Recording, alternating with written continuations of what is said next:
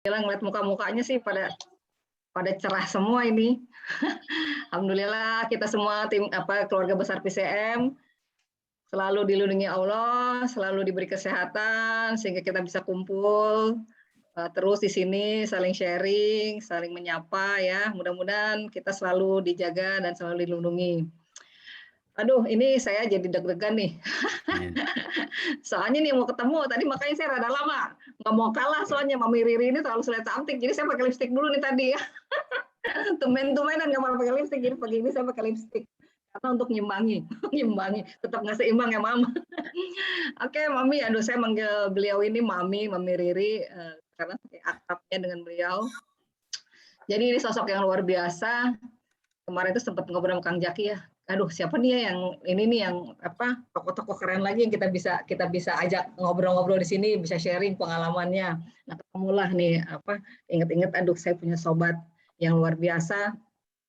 Saya manggilnya Mami Riri, jadi udah kenal beliau itu sudah sangat lama sekali ya, udah selama saya di Telkomsel lah udah kenal beliau, jadi udah tahu banget kiprahnya yang luar biasa.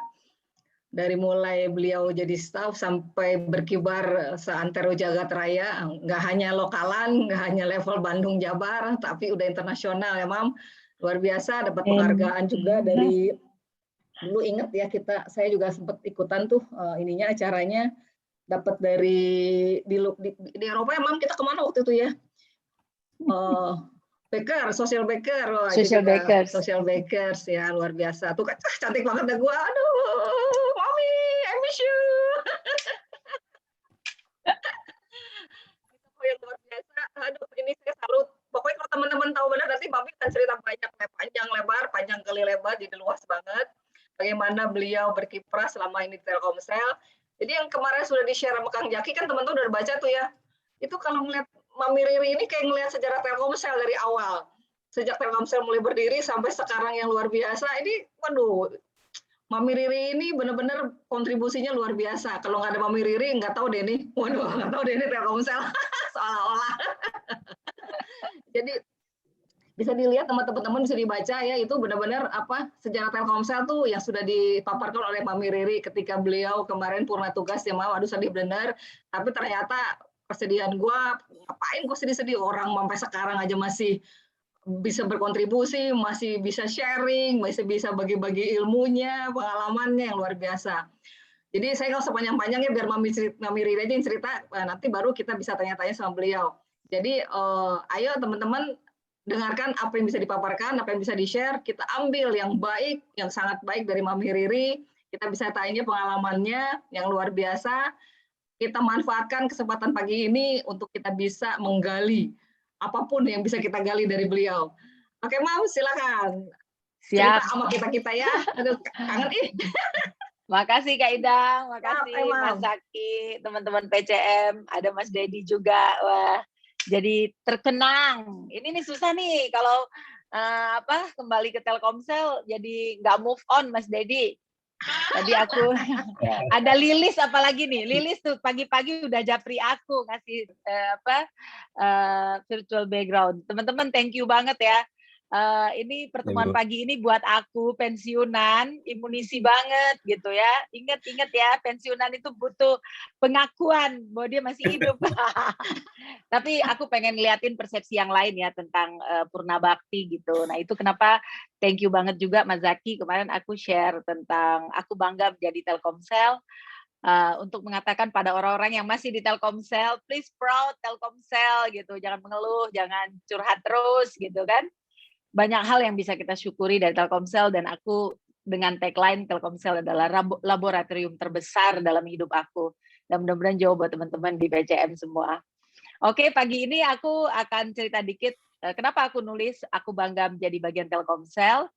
Yang pertama, ternyata setelah kita hampir menyelesaikan, jadi sebenarnya kan 6 bulan sebelumnya Telkomsel udah bilang ya bahwa aku akan purna bakti gitu. Dan kebetulan Tuhan baik banget naruh aku sebagai talent change talent untuk anak perusahaan ya. Jadi talent itu menurut aku itu satu stronghold buat teman-teman semua. Jangan pernah takut jadi exchange talent gitu. Dulu aku nggak pernah tahu ada exchange talent di Telkom Group. Tapi mungkin karena aku dedicated di services, terus aku dikirim ke Infomedia. Dan pesennya direksi waktu itu, please jaga layanan Infomedia gitu. Jadi aku fokus ke sana cuma memastikan jaga layanan Telkomsel. Aku hanya fokus layanan Telkomsel, tapi direksi waktu itu juga bilang, tapi kamu akan berjuang juga di sana untuk membesarkan Infomedia. Waktu pertama aku nggak ngerti apa itu arti kata-kata membesarkan Infomedia. Tapi setelah aku masuk, aku tahu bahwa sebenarnya ternyata aku punya laboratorium kedua, yaitu Infomedia. Nah, teman-teman, satu stronghold aku buat teman-teman semua, strong message bahwa talent action one exit way ya, buat apalagi kalau buat di Telkomsel yang selalu bilang kapan gue naik pangkat dan lain-lain, be the best one.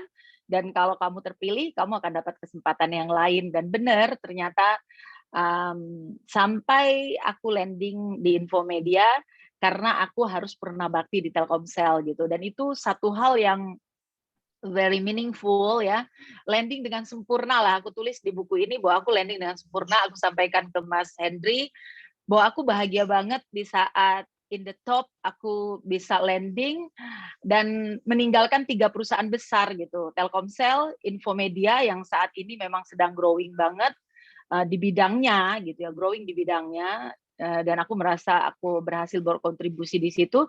Dan yang ketiga aku meninggalkan Telkom Group yang actually teman-teman mungkin nggak tahu ya. Sebenarnya aku karyawan Telkom Group yang dikeluarkan oleh Telkom karena aku menikah sesama Telkom. Nah, jadi cilok itu nggak apa-apa, bagus juga ya. Itu sebuah pengorbanan yang akhirnya berbuah baik gitu.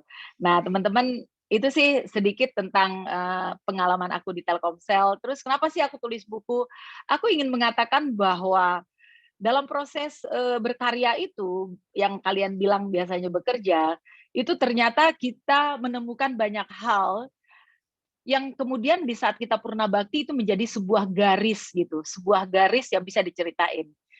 Dan kalau kita ngelihat Kak Idang gitu ya, apa sih ya karya Kak Idang yang aku nggak akan pernah lupa? Dia gila banget waktu di Bogor gitu. Jadi bukan karena dia orang Bogor gitu, tapi waktu dia ada di Bogor dia gila banget. Dan menurut aku itu karya terbaik Kak Idang yang kita nggak akan pernah lupa buat Telkomsel. Nah pasti Kak Idang juga punya hal-hal lain gitu. Nah aku nggak bayangin kalau semua, that's why aku tulis ya, aku bangga menjadi Telkomsel. Kalau sekian ribu orang Telkomsel merasakan seperti aku, apa nggak termehek-mehek tuh kompetitor gitu. Nah itu teman-teman ya, jadi aku menulis ini tuh not talking about me gitu, talking about Telkomsel is the big company and proud gitu. Jadi aku bangga banget jadi Telkomsel. Mungkin itu sedikit tentang tulisan ini. Next, karena waktunya cuma 1 jam, aku kasih clue-clue aja. Karena teman-teman pengen ngomong customer centric, it's okay. Tapi aku pengen bicara hal lain next tentang pandemi dan situasi kerja kita hari ini. Ini yang beberapa kali aku speech, yang selalu aku stronghold bahwa kita perlu adaptif dan keep growing gitu. Banyak orang lupa bahwa zaman ini bukan untuk menangis. Jadi aku lagi bikin tagline di mana-mana untuk please adaptif gitu dan keep growing. Beradaptasi aja nggak cukup teman-teman, kita perlu keep growing dan we call it next normal. Kita nggak lagi berada di sesuatu yang namanya new normal. It's not new. Ini tuh kita udah biasa hidup kayak gini dan aku yakin teman-teman Telkomsel yang nggak ada matinya pasti sepakat. Ini bukan new lagi gitu. Dan saya membuat tagline bersama teman-teman Infomedia sebelum aku purna bakti, we call it next normal. Nanti aku kasih tahu konsepnya simpelnya gitu ya. Why kita harus keep growing? Karena kita harus creating opportunity. Aku pengen 3 hal ini selalu di top of mind oleh orang-orang yang berkarya, apalagi berbisnis ya. Yang satu beradaptasi, harus growing, sadar kalau ini next normal, ini bukan lagi new normal, dan terakhir, please creating opportunity. Apakah opportunity dalam konsep channeling, apakah dalam konsep selling, services, atau apapun. Next. Nah, ini menarik juga. Ini teman-teman, ini berdasarkan experience aku selama di Infomedia ya. Akhirnya aku menemukan sebuah framework cara kerja zaman sekarang yang kita seringkali lupa gitu. Sebenarnya kita udah ada di mana gitu. Nah, ini aku dengan sangat bangga bisa mempresentasikan hari ini ke teman-teman. Mudah-mudahan ini mensimplify cara berpikir teman-teman to asking who you are. Kalian nggak usah asking, cek. Kalian punya kompetensi nggak? Punya capability nggak di bidang PCM? Terus capacity, nanti aku akan bahas bagaimana kita membuat scaling itu menjadi besar gitu. Jadi not only talking, gue bisa ini, gue bisa itu, kagak. Kamu harus tahu bagaimana kamu membuka scaling itu. Itulah yang terjadi di startup. Mereka bisa bekerja sedikit, tapi memperbesar capacity scaling mereka dengan beberapa terobosan-terobosan. Nah, ini harus beres dulu di internal kita, teman-teman ya. Kompetensi, capability, capacity ini harus close in our heart gitu. Kalau ini belum beres, maka ributlah kita. Nah, kalau ini udah beres, ada dua lagi hal yang harus kita beresin, yang pikir aku masih relevan di Telkomsel. Yang kedua, yang keempat dan kelima adalah konsultatif and collaboration. Jadi nggak bisa lagi kita jualan hanya bilang paketnya ini, lu pakai, lu seneng, nggak bisa gitu. Kita harus meyakinkan orang dengan true heart gitu, dengan tulus mengatakan saya pengen bantu kamu dengan produk ini supaya kamu bisa mendapatkan benefit, benefit, and benefit. Ingat ya, kalau jualan di customer centric, benefitnya ada 3, not only one. Benefit, benefit, benefit. Why? Jadi nggak usah mikir how to sell. Lihat aja produk kita punya benefit 3 nggak? Yang pertama, kalau benefitnya cuma 1, kompetitor bisa bikin. Kalau bikin 2, kompetitor bisa ngejar. Maka minimal kita harus punya 3 benefit. Itulah isi dari konsultatif bisnis today's ya. Nah, yang terakhir collaboration. Nggak ada hidup yang sendiri sekarang, teman-teman. Kita lihat aja Telkomsel kan, udah main nama Gojek, main nama apa. Jadi kita personal juga harus tahu, we have to collapse gitu ya. Dan aku senang banget pagi ini diajak collab sama teman-teman. Dan eksternal itu bicara tentang customer, bicara tentang klien, dan bicara tentang partner. Dan kita harus mencari orang-orang yang tepat untuk menjadi customer kita juga. Jadi jangan pilih, jangan cuma pokoknya gue dapat customer ya kan, Kak Idang kan zaman dulu kan kita gitu, pokoknya target tercapai. Ya itulah yang harus kita lakukan sekarang, beres-beres kan. Jadi customer pun harus kita pilih. Aku pikir Mas Henry juga setuju banget itu. Terus klien kita tuh klien yang kayak gimana gitu, yang bikin kita gede dong, jangan klien yang kaleng-kaleng gitu. Dan terakhir partner ini juga harus di-treat, nggak bisa lagi, kenapa kita dulu dibilang arogan, ya karena kita merasa kita lebih hebat dari partner. Sekarang partner nggak bisa gitu, win-win dong gitu. Nah, di consultative collaboration inilah sebenarnya empowering dari customer centric terjadi gitu. Jadi teman-teman, proses customer centric itu nggak sederhana. Yang pertama kompetensi, capability, kapasitas internal harus jadi dulu. Kalau itu udah jadi, baru kita bisa mengkonsultatifkan pada klien gitu dengan capability kita. Kalau kita udah bisa konsultatif, yuk collapse yuk sama yang lain. Kenapa collapse? Nah ini juga aku kemarin ngajar di Pertamina. Banyak orang belum paham collaboration itu penting gitu. Karena customer needs itu bergeser. That's why ada customer listening sekarang di digital ya.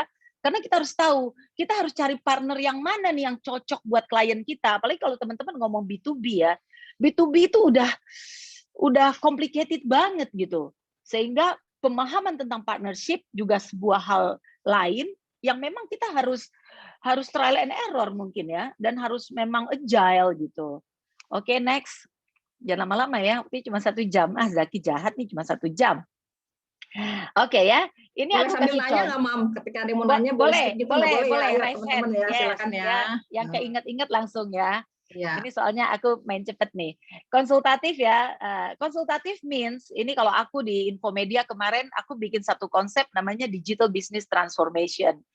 Kenapa Digital Business Transformation? Ketika semua klien-klien Infomedia butuh transformation session gitu.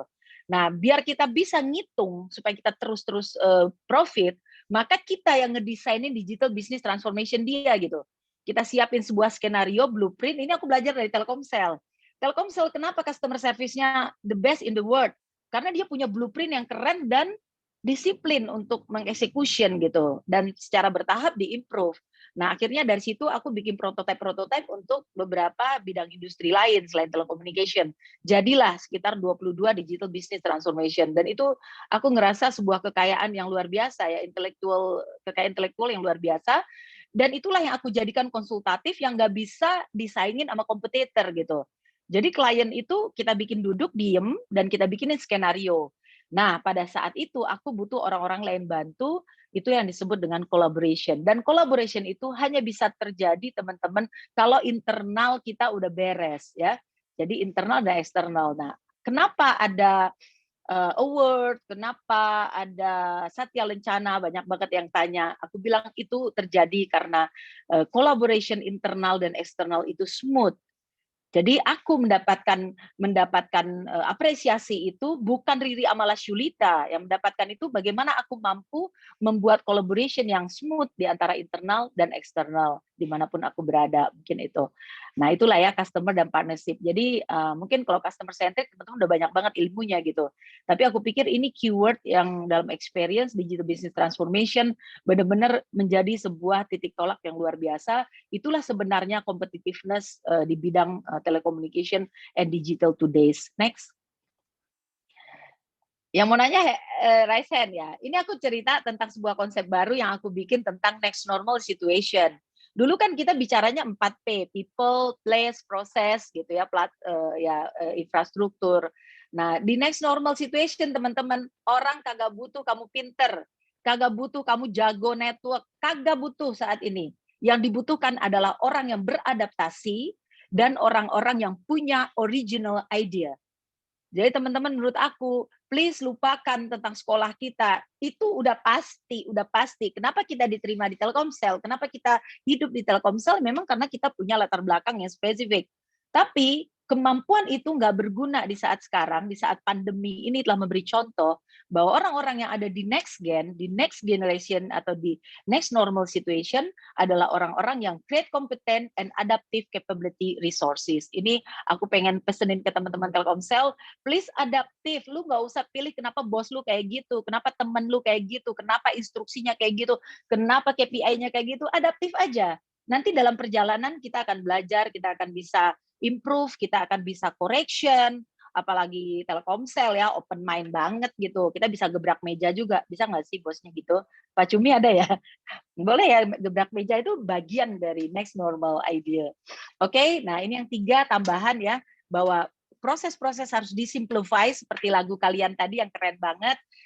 Semua bisnis proses harus disimplify, itu related dengan digitalisasi. Dan yang ketiga next tech ya, kita butuh teknologi yang simple, implementatif dan mudah diintegrasikan, mudah beradaptasi dengan link-link aplikasi yang lain. Itu perlu banget, jadi jangan cuma percaya sama vendor ya. Please lihat masa depannya bisnis kita. Nah itulah next tech ini yang salah satunya aku dapat Satya Lencana yang disebut dengan omni channel ya. Jadi orang sekarang hidupnya udah borderless, teman-teman bisa di rumah, bisa di mana aja, nggak perlu lagi kantor ya. Jadi jangan bangga pergi ke kantor, via at home. Jadi bikinlah rumah yang nyaman dan bisa bekerja gitu. Dan terakhir place is not the first thing sekarang. Yang dulu kita banyak banget ngeluarin uang untuk sewa, rent, sekarang mungkin akan bergeser. Tapi aku fokus di yang pertama tentang people, please be adaptive and original idea. Oke, next. Masih ada, Dit? Buat yang tanya. Nah, ini ya kalau ada yang nanya, Bu Riri, kalau aku bosan gimana? Kalau aku frustasi gimana? Pengen bunuh diri, stres banget nih pandemi, suruh ke ini terus terpapar dan lain-lain. 3 yang kita harus punya. 1, learn. Yang kedua, passion. Yang ketiga, contribute. Kalau learn udah males, ya udah cari deh passion lu yang lu suka. Lu kerja dulu yang lu suka supaya lu tuning lagi gitu. Tapi kalau lu nggak dapet juga yang 2 ini, please lah lu bantu-bantu aja orang lain asal jangan repotin gitu. Di dalam ketiga ini, dari learn, dari passion, dari contribute, kamu akan dapat sesuatu. Percayalah. Itulah yang membuat aku menjadi struggle, walaupun kalian dengar aku 7 tahun Jakarta Bandung ya. Aku jadikan itu learn, aku jadikan itu passion aku, atau aku jadikan itu niat untuk bermanfaat dan berkontribusi. Next. Ini keyword kalau bosan ya, next aja Dit. Ini kalau ada yang nanya aja nanti. Oke, aku ingin satu puisi ini buat teman-teman ya. Bertahan di masa pandemi, menjalani hari demi hari dengan pembatasan interaksi, tentu kadang lelah, terasa dengan rutinitas serba terbatas. Tapi bersyukur kita hari ini, bersyukur diberikan nikmatnya dapat bekerja dan berkarya Jadi Telkomsel itu menurut aku tempat kalian berkarya. Please jangan lupa, nggak cari duit aja. Rugi banget yang ngumpul-ngumpulin beli rumah dan apartemen. Rugi banget kalau di Telkomsel kayak gitu cara mikirnya. Itu juga perlu sih. Menyaksikan kehidupan yang sempat sunyi, kini perlahan menggeliat dan bangkit kembali. Itulah next normal. Situasi udah nggak sunyi loh, please. Menggeliat dan bangkit kembali. Berinovasi dengan digitalisasi, kita bergerak bersama, menjaga perputaran roda ekonomi, menghadirkan berbagai karya nyata untuk bangsa tercinta. Jangan cetek ya, jangan cuma buat Telkomsel, please. Telkomsel itu milik negara Indonesia. Do the big thing for bangsa Indonesia. Karena kini saatnya kita memberi, bukan menerima. If Anda masih makan oksigen dari Allah, maka Anda harus memberi, bukan menerima. Tuhan izinkan kami terus berbakti untuk negeri ini. Aku pikir itu aja, thank you. Please yang pengen tanya. Keren ya, buset, luar biasa, Masya Allah, Mami, proud of you. Ini soalnya Teman-teman, durasinya cuma 1 jam, mendingan presentasi kita 3 ngobrol hari, ya, Bo. jadi banyak yang bisa di-share. Coba Ya, bayangin benar. 7 tahun loh, PP saya tahu tuh ini wanita sakti. Gue pikir gue yang paling sakti Bogor Jakarta setiap hari ini 7 tahun Jakarta Bandung, gila. Tepok jidat nggak teman-teman? Tapi lihat nggak pernah saya ngeliat Mami Riri itu ngantuk, capek, sampai pagi meeting masih semangatnya luar biasa. Itu salut banget deh. Kalau kita, aduh galaunya pagi-pagi ya, Mbak. Sebenarnya gue mual tuh kalau lu presentasi depan Bu Venus ngedusta-dusta gitu, gue mual sebenarnya. Dusta-dusta. Tapi gue berusaha aja pura-pura nggak tahu. Kan white lie, salah dusta untuk kebaikan. Oke teman-teman, silakan ada yang mau nanya, boleh nih. Udah ada 1 orang nih, Mami Riri cantik dan baik. Izin Rina nanya ya, gimana menghadapi kalau ada atasan yang nggak mau melihat proses, cuma lihat hasil. By the way, aku juga bangga sebagai bagian dari Telkomsel. Iya. Oke, gimana nih, Mam? Oke. Dari Rina di Palembang. Mana nih Rina? Aku ini. gak ada yang ngepin ya. Kita sama, Rina. Oke, pagi. Rin, thank you banget pertanyaannya. Ya. Aduh, jadi lepas rindu. Gimana sih kalau bos kita nggak keren gitu kan? Kita anggap aja kita keren. Yang pertama, kalau aku tuh menghormati atasan. Jadi buat aku atasan tuh segala-galanya gitu, ya. Jadi aku tuh, sorry ya aku nyebut nama ya. Buat aku Bu Venus itu sebuah figur buat atasan dan bawahan. Bu Venus tuh sama atasan tuh takut banget. Jadi pokoknya pengen provide the best thing gitu. Jadi bukan dia karena takut nggak naik pangkat, enggak. Dia pengen provide the best thing. Jadi bos itu tetap harus jadi kiblat kita karena if kamu terjadi sesuatu hanya dia bisa bantu. Tapi kan bos sering jengkelin juga gitu. Nah, perlu disebut nama bosnya enggak kan? Jadi maksudku ya emang ya bos itu kenapa dia jengkelin? Karena kadang-kadang persepsi dia nggak sama kita gitu. Latar belakang hidup dia nggak sama kita. Nah kalau aku sih dalam semua situasi yang aku nggak suka, cuma satu yang aku pikir, lu harus kontrol apa yang lu bisa kontrol. Jadi kayak suami istri juga gitu kan, lu harus kontrol apa yang lu bisa kontrol, nggak usah lu paksa-paksa dia berubah jadi elu gitu.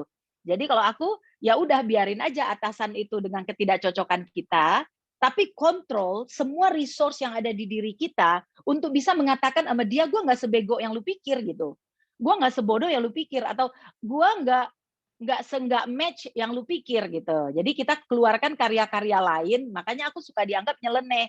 Sebenarnya enggak, aku melarikan positioning aku supaya nggak head to head dengan atasan yang suka kita nggak cocok gitu. Jadi yang atasan suruh kita kerjain juga gitu ya dengan separuh ikhlas gitu. Tapi kita berusaha melihatkan value-value kita yang lain yang menjadikan dia mengatakan, oh oke, gue oke, lihat dia nggak cocok sama gue, tapi dia bukan orang sembarang gitu. Gitu Rin. Jadi kuncinya kontrol yang kamu bisa kontrol gitu. Jangan justru kalau bos nggak menilai kita baik, terus kita langsung pingsan gitu, kayak stiker gitu kan, merosot gitu. Jadi jangan gitu. Jadi kita harus mengatakan bahwa itu biasa kok atasan dan bawahan ya, kayak gitu ya. Apalagi kalau di konsep leadership kan orang itu kadang-kadang bawahan bisa punya leadership yang lebih keren daripada atasannya. Itu biasa banget. Jadi nggak apa-apa. Ini stiker ya, ini hadiah aku untuk kalian semua. Be adaptive when the rules change. creativity and original idea is the king. Jadi kalau kita udah pakai original idea, kita nggak akan pernah hilang dari peradaban bumi gitu. Kita akan terus hidup dan tuning. Kalau kata Kak Ida nggak ada matinya. Oke, gitu ya Rina. Please kontrol apa yang kamu bisa kontrol. Dan perempuan punya tantangan sendiri, benar kan Dang? Betul. Tapi kita nggak boleh minta excuse. Tanggung jawab lah, udah harus tanggung jawab ya atas apa yang kita sudah putuskan kita itu ya Mam ya. Ketika kita sudah komit bahwa kita menjadi wanita karir ya itu ya, harus komit. Ya benar. Ya. Nih ada lagi nih dari Sela. Tunggu aku tambahin satu Dang tentang wanita karir. Silakan. Jangan pernah minta perusahaan tahu masalah pribadi kita, itu sih kuncinya. Ini banyak ladies suka WA aku. Apa Mam kuncinya jadi mak-mak? Ya gimana kita di rumah keteteran dan ribut itu urusan kita aja gitu. Bos nggak usah tahu lah. Kecuali terpaksa banget ya anak sakit masuk rumah sakit, itu bos harus tahu gitu ya. Tapi kalau tetek bengek nggak usah dicurhatin sama bos gitu kan, rugi kita. Curhat-curhat dikit boleh lah Mam. Curhat-curhat dikit boleh lah, gimana bosnya ya. Oke, terus dah. Dari Sela, PP Jakarta Bandung, 7 tahun tiap hari dengan banyak pekerjaan, mempertahankan energinya gimana? Wah ini bener ini, harus kasih kiat-kiatnya nih. Ada ramuan-ramuan pasak bumi nggak yang diminum? Ramuan berkhasiat ya. Sela, thank you. Yang pertama itu masalah fokus dan skala prioritas ya. Jadi aku minta maaf juga ke teman-teman yang hadir di dalam frame ini yang pernah aku nggak datang waktu menikah, yang pernah aku nggak ngucapin ulang tahun whatever gitu atau kumpul-kumpul botram gitu. Karena memang saat 7 tahun itu aku mengorbankan hal lain dalam hidup aku. Aku fokus pada komitmen aku pada Telkomsel karena aku udah milih Telkomsel dan waktu aku sama suami bilang ya udah jalanin. Nah terus waktu itu karena anak kita kecil maka aku putusin Jakarta Bandung aja dan waktu itu masih ada mama ya. Jadi aku juga harus lihat mama. Minimal make sure lah mereka oke-oke aja ya. Ketika aku nggak terlalu percaya sama Mbak gitu. Jadi ya udah dan kita putuskan kita punya supir 2. Jadi gitu ya ngitung banget. Dan satu sih aku nggak ngitung duit waktu itu beneran. Jadi teman-teman jangan tanya Bu 2 dapur gimana, bensin gimana, Allah mengatur sendiri tentang itu gitu.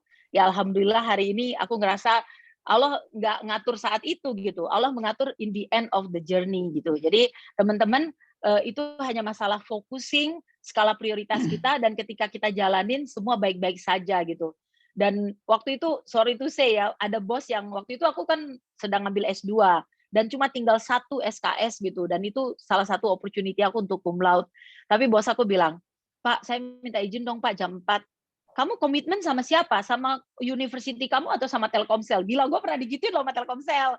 Terus aku bilang, "Sama Telkomsel, Pak." Ya udah, saya nggak bisa ngizinin kamu. Waktu itu ada dosen yang harus hadir jam 6. Jadi aku dari Jakarta harus jam 3 gitu. Itu the first time aku pindah ke Jakarta. Tapi nggak tahu ya sampai sekarang aku juga lupa kenapa aku cum laude juga gitu. Jadi artinya aku berpikir Allah akan mengatur dengan sempurna lah semua niat baik gitu. Makanya di buku aku Kutunggu Kau di Surga aku bilang semua Benny hafal banget tuh. Semua niat baik selalu berakhir baik. Yep. Jangan curiga pada Allah gitu. Selalu berniat baik. Kalau di end-nya nggak baik ya bilang lagi Allah nggak pengen kayak gitu gitu. Gitu Mbak Sela. Jadi skala prioritas Mbak. Aku cuma berangkat terus di mobil tidur. Terus aku udah punya nasi dalam kotak, terus aku makan, sampai aku dandan, cuci muka, itu ada tisu basah, cuci muka, cantik, turun di lift, terus sampai duduk, udah ketemu semua, halo, aku ke toilet lagi, aku dandan lagi gitu, karena kan dandannya belum sempurna ya. Terus aku baru bekerja. Nanti sore aku pulang, ya aku tidur, benar-benar disiplin, aku taruh handphone, aku tidur, sampai di rumah ketemu anak-anak, ya kalau udah malam ada meeting sama Bu Veno sampai agak malam, ya sampai di rumah sih cuma lihat kakinya lagi bobo gitu. Pagi jam 5 berangkat lagi, dan aku pikir, aku compare sama Mbak Idang aja, Mbak Idang juga bangun jam 5 kok, biasa aja gitu. Jadi aku berusaha menghibur diri. Menang sejam. Tapi yang paling sakit itu kalau mereka orang-orang Jakarta tuh ya makan siang, kongko-kongko santai gitu. Gue sambil mikir, gila gue ke Jakarta cuma nemenin mereka kongko-kongko. Ngapain gitu. Kan dia suka banget tuh ngajak makan-makan gitu kan. Karena gue sore harus balik. Oke, ada lagi? Yang saya ingat di jalan Mami Riri suka bikin gelang. Aku pernah kebagian gelang-gelangnya. Gelang-gelang yang keren deh. Aku kirimin buat cewek-cewek yang nanya hari ini craft aku. Sekarang aku lagi banyak bikin packaging masker yang lucu-lucu. Ya aku kirimin. Asik tuh. Ayo cewek-cewek nanya lagi. Terima kasih. Terus dari Lilis, Mbak Ya, Lilis. Sela. Apa rahasianya sih Mami selalu segar, selalu ceria, selalu inspiratif? Sebagai ibu rumah tangga maupun sebagai emak-emak di kantor. Ini emaknya CS nih, emak Mami Riri nih. Lilis ya. Lilis. Gini, satu karena aku pengen bermanfaat gitu aja. Kang Daniel tuh, sama Kang Daniel, bos gue tuh. Dia pernah jadi tim aku, dia pernah jadi bos gue juga. Gila nggak? Jangan begitulah, Bu. Nah, dan gue pernah pinjam ke Kisel dong, minta tantangan dia. Nah, teman-teman, kenapa selalu energik gini? Sebenarnya itu kan perception yang pakai di kepala. Perception aku, list satu, selalu ingin bermanfaat buat orang lain. Jadi like today ya, pagi ini gitu. Aku pengen give the best thing gitu. Adit nanti siapin slide aku yang tentang kutung kau di surga ya. Jadi menurut aku, antrian di surga itu kan kita harus berlomba-lomba ya. Paling depan. Bener nggak Kak Teh Idang? Kita harus berlomba-lomba. Kalau ayatnya tanya Kang Daniel aja. Nah, maka kita kan cuma dimodalin Tuhan itu waktu detik demi detik. Jadi siapa yang paling optimal memanfaatkan detik demi detik itu, itulah yang akan berdiri di paling depan gitu. Jadi maka aku berpikir setiap detik aku itu harus manfaat banget gitu. Makanya Teh Hidang kalau nawarin makanan aku selalu bilang iya. Karena saat itu detik aku harus bermanfaat untuk mensupport dagangannya Teh Idang. Jadi setiap detik itu aku nggak pernah melepaskan apapun gitu. Langsung otak proaktif aku berpikir, ini perlu gua iyain nggak untuk sebuah kemanfaatan. Nah, kemanfaatan itu nggak cuma lu bantu, lu bikin makanan hari Jumat, itu juga aku kritisi ya. Banyak banget sekarang yang memanfaatkan WA aku untuk minta hari Jumat gitu kan. Beda kalau Teh Idang dia ceritain kenapa itu perlu gitu. Tapi banyak banget sekarang. Nah, nggak gitu teman-teman. Kemanfaatan itu bagaimana kamu membuat diri kamu tuh empower, berlipat ganda, untuk dalam satu detik itu manfaatnya tuh banyak banget gitu. Nih kayak hari ini ya, kalau teman-teman tanya kenapa aku mau pagi ini daripada nganterin anak aku ke depan nih mau pergi sekolah gitu, karena hari ini aku ketemu 70 orang gitu. Dan menurut aku itu kemanfaatan yang luar biasa dibandingkan aku mengantarkan anak ke depan pintu yang tiap hari aku anterin gitu. Nah, cara berpikir itulah yang membuat aku akhirnya harus selalu semangat, harus selalu karena kemanfaatan itu ya harus mengenergize orang lain menurut aku gitu. Nah itu Liz. Jadi aku selalu pilih baju yang bagus nih. Ini baju nih aku sengaja pakai hari ini ya. Ini blazer hadiahnya Benny waktu dia pergi ke Jerman. Jadi aku juga pengen mengapresiasi Benny. Siap kata Benny. Benny dulu the best team aku juga.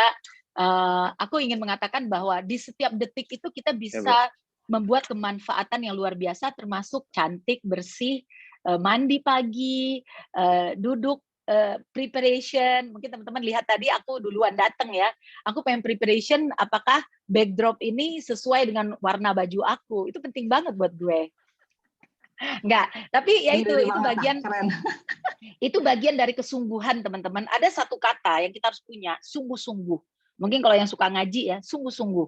Dan ketika sungguh-sungguh itu kita ekspresikan, itu dampaknya luar biasa. Menurut aku Satya Lencana, BUMN Award itu adalah kesungguhan. Bukan kesungguhan aku aja, kesungguhan aku mengempower teman-teman aku, mengempower hari-hari teman-teman mempersiapkan presentasi. Jadi gitu Liz, bagaimana setiap detik itu menjadi sangat berarti buat kita. Jadi please ya yang nonton film Korea tolong dikurangi. Oke. Kang Benny sama lah ya sama pertanyaan teman-teman tadi Mas Ella sama Lilis ya. Jawabannya mungkin udah tadi sama. Nah, ini dari Kang Benny. Jagain ide tetap ngalir gimana nih Bu gitu. Wah, emang idenya luar biasa nih Bang Iri, nggak habis-habis idenya. Supaya idenya terus ngalir, nggak berhenti. Ya, kiat-kiatnya. Ya, tadi ya pastikan kita harus original idea. Tapi ada yang nanya ke aku, ATM itu original idea nggak Bu? Original idea. How to, tadi yang 3 tadi, learn.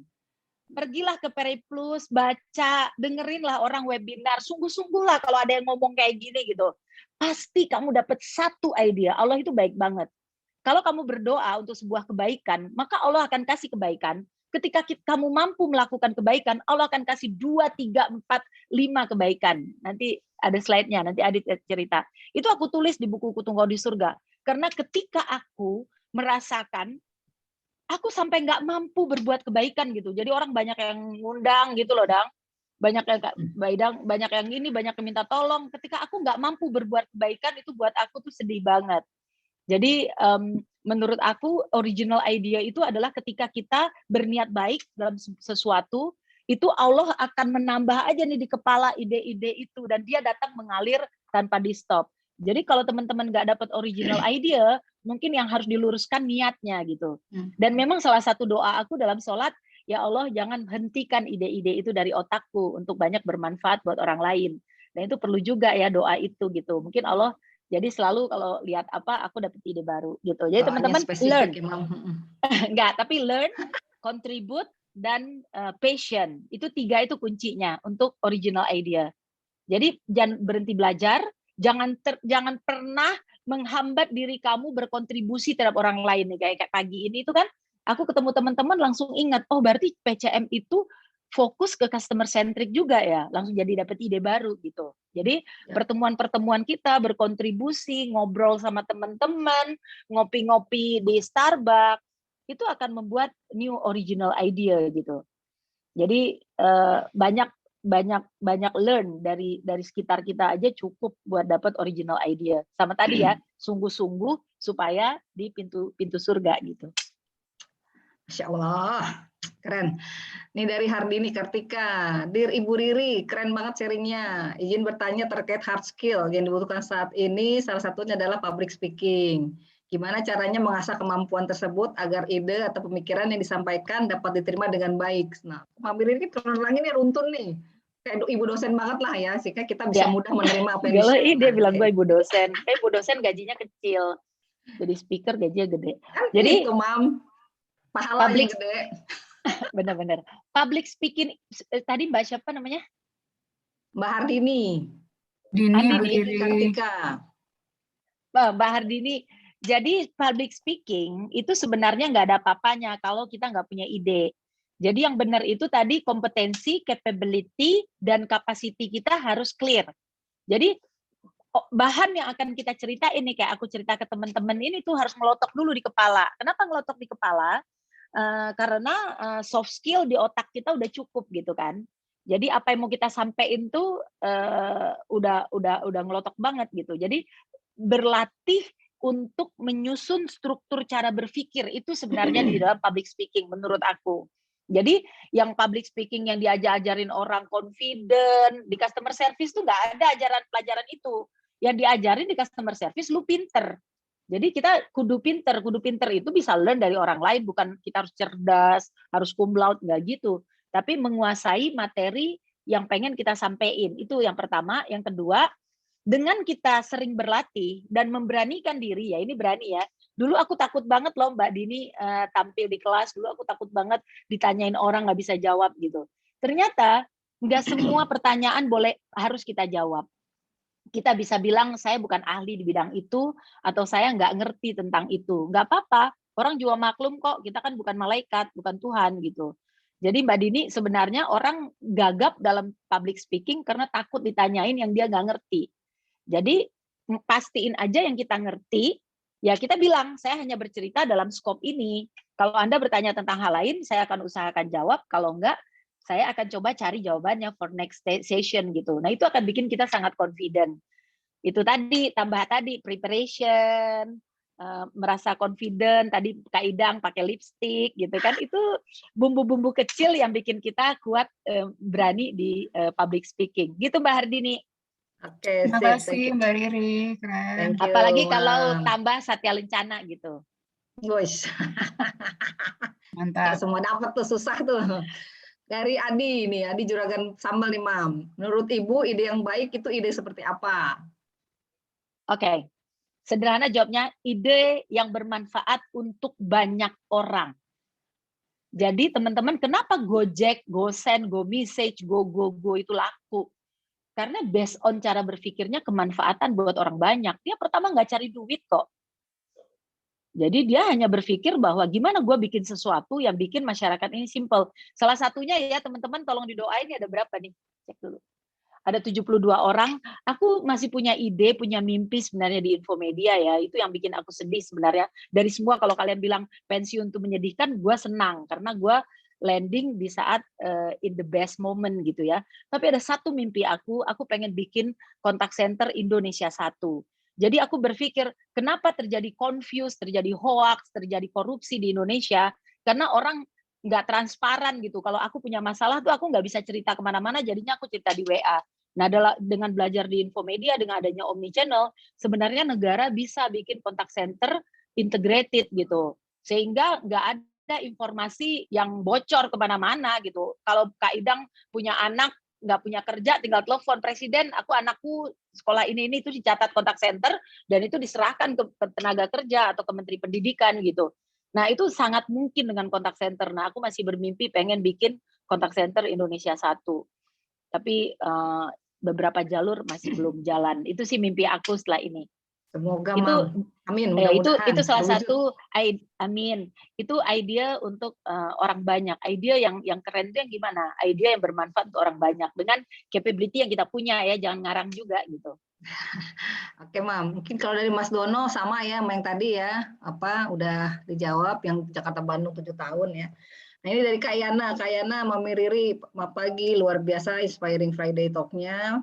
Di PCM ini kelahiran 90-an ada 15%, Mam. Jadi gap usianya tuh ya mungkin Kak Yana termasuk senior ya. Kak Yana. Sama teman-teman 25 tahunan. Nah, ini gimana caranya nih untuk supaya bisa mengestafetkan kepada teman-teman muda ini supaya ya membuat Telkomsel tetap memimpin dan teratas di industri telco. Jadi teman-teman nih masih banyak yang benar-benar 25, mungkin kalau mau 30 tahun kali kalau sama aku ya. Ya, aku udah minta Zaki, kemarin Mas Zaki udah kasih aku. Jadi gini teman-teman ya. Kenapa gap itu terjadi? Karena tadi beda kan, capability, kompetensi, dan capacity kita beda. Ya, mereka datang dari fresh graduate, terus baru belajar, sementara Kak Idang dengan otoriternya, dengan pengalaman dia yang luar biasa itu, bahwa dia pernah jadi ratu panggung di Bogor, itu sulit banget nerima ide-ide cetek itu gitu kan. Itu karena kita mempersepsi capability dan kompetensi kita berbeda. Tapi ketika kita mempersepsi bahwa capability yang satu bisa mensupport capability yang lain, kompetensi yang satu bisa mensupport kompetensi yang lain, itu menjadi berbeda cara berpikirnya.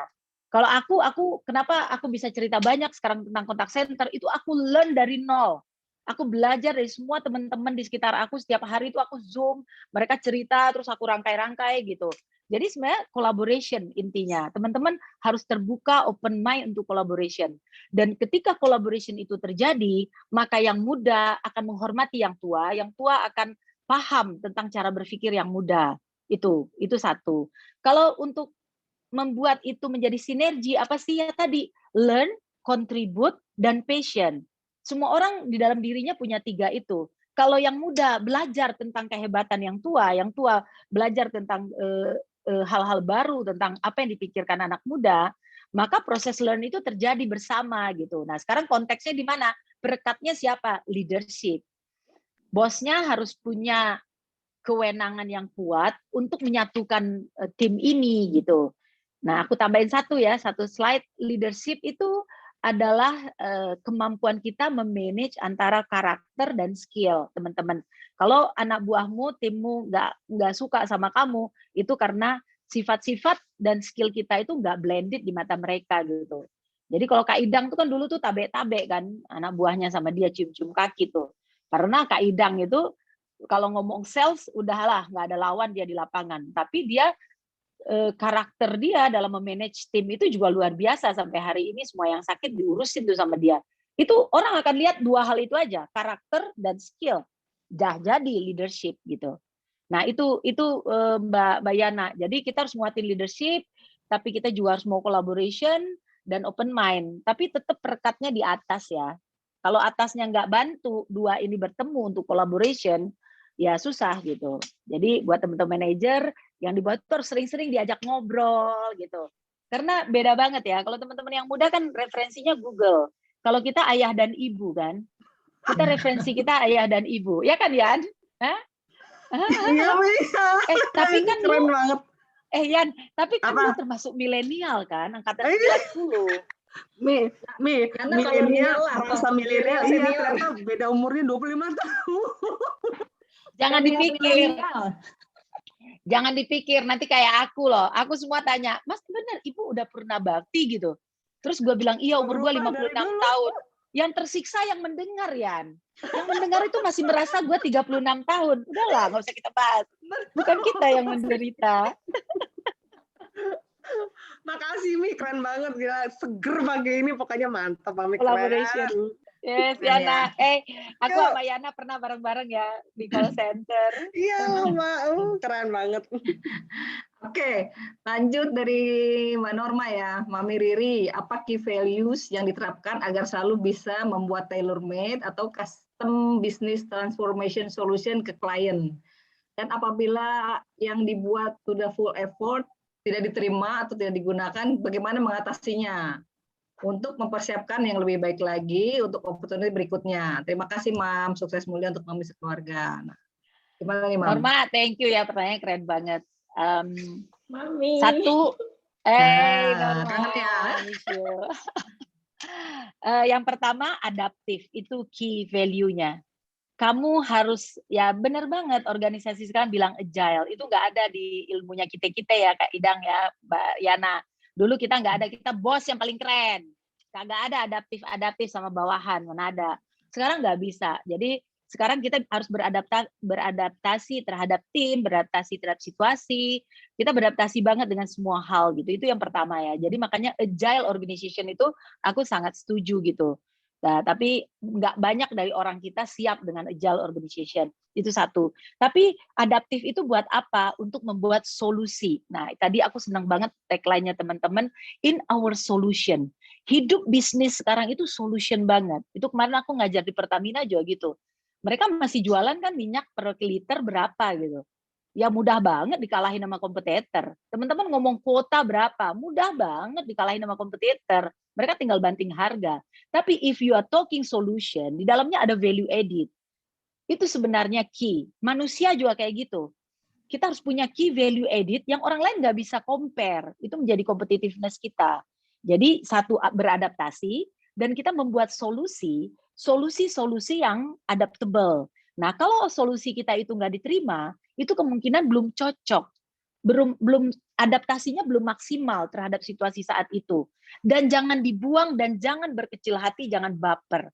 Solusi yang pernah kamu ciptakan dengan otak kamu, dengan original things you, itu kamu simpen aja, seperti aku cerita Indonesia 1. Buat aku Indonesia 1 itu masterpiece gitu. Even nggak ada yang mau bikin juga, aku selalu berdoa sama Tuhan, ada lembaga privat yang mau bikin Indonesia 1 buat presiden gitu. Nah, itu ide kita itu disimpan aja Mbak Norma. Disimpan dan terus kita besarkan, karena ide original itu yang susah dicari. Tapi kenapa dia nggak bisa diterima orang lain? Karena cara mikirnya belum match gitu. Karena pengetahuan yang kita punya dengan pengetahuan orang itu nggak sama gitu. Nah, paling kacau lagi kalau kita nggak mau sharing. Kadang-kadang kan kita mikir, wah ini kan ide original gue, kalau gue ceritain ntar di copy lagi. Jangan pernah berpikir kayak gitu. Nggak ada ide original yang bisa di copy, karena dia datang dari selaput otak yang beda gitu. Dari otak yang beda. Jadi nggak akan pernah, original idea itu nggak akan pernah ditiru orang lain. Karena latar belakang cara pikir, sudut pandangnya untuk sampai landing menjadi sebuah ide itu juga beda banget. Yaitu tadi yang aku bikin digital transformation scenario. Menurut aku itu original idea aku. Bahwa untuk mengendalikan klien, kita harus kasih solution yang value added-nya cuma kita dan Tuhan yang tahu. Nggak usah cerita-ceritain yang itu. Dia cuma merasakan, gila ya setelah gue kerja sama Telkomsel, perusahaan gue jadi growing gitu. Dia nggak tahu apa yang kita lakukan sama dia gitu. Kebayang nggak kalau banking yang aku kelola itu dia nggak tahu apa yang kita lakukan di belakang itu, kita sibuk apa dia nggak tahu. Yang penting laporan dia tiap minggu, penjualan dia naik, call center dia bagus. Akhirnya bisnis lagi. Gitu Mbak Norma, adaptif dan bikin original solution. Kalau nggak laku sama atasan atau teman, bikin original idea yang baru gitu. Jangan sedih karena kompetensi itu datang dari 1 ide, 2 ide, 3 ide. Itu naik kelas kita jadi kompetensi yang baru. Ada ide baru lagi, naik kelas lagi, jadi ide yang baru lagi. Ya, thank you Mami. Terus makasih ya dulu dibantuin bikin kontak center.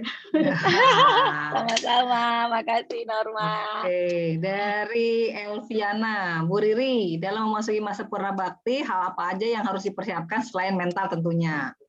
Makasih insight-insight-nya. Semoga Ibu selalu sehat. Gimana nih, Amin, Mam? makasih. Sebenarnya Sebenarnya purna aku bakti ya, itu mah hanya status ya. Orang masih aktif begini. ya, jadi ya aku berusaha mengambilkan macam-macam orang melihat purna bakti. Jadi purna bakti itu bagi perusahaan-perusahaan BUMN 56 tahun itu kita nggak boleh bekerja di perusahaan BUMN. Nggak boleh bekerja di perusahaan BUMN, tapi di splitting sama teman-teman bahwa kita nggak bisa berkarya lagi gitu loh. Karena kita menganggap karya itu kan bekerja ya. Bekerja itu berarti punya name tag. Ya emang sedih sih, nggak boleh lagi punya name tag Telkomsel gitu kan. Nanti kalau ada vaksin gimana dong, lewat mana? Nah itu sih yang bikin yang galau, yang bikin sedih gitu ya. Meninggalkan sebuah brand name yang keren, yang bikin kita sedih itu di Purna Bakti. Tapi sebenarnya yaitu aku balik gitu dengan menulis aku bangga di Telkomsel, aku mengatakan bahwa memang mungkin udah cukup Telkomsel menginvestasikan banyak hal di diri aku gitu. Dan mungkin dengan investasi yang udah ada itu, aku berpikir aku harus bermanfaat untuk lebih banyak perusahaan-perusahaan lain gitu. Dan mudah-mudahan itu jadi berkah buat Telkomsel karena apa yang aku punya ini dari Telkomsel. Jadi aku sebenarnya tidak mempersiapkan purna bakti gitu. Orang-orang selalu bilang karena Bu Riri suka jahit, berarti nanti buka toko jahitan. Karena Bu Riri suka speech, berarti nanti jadi guru gitu.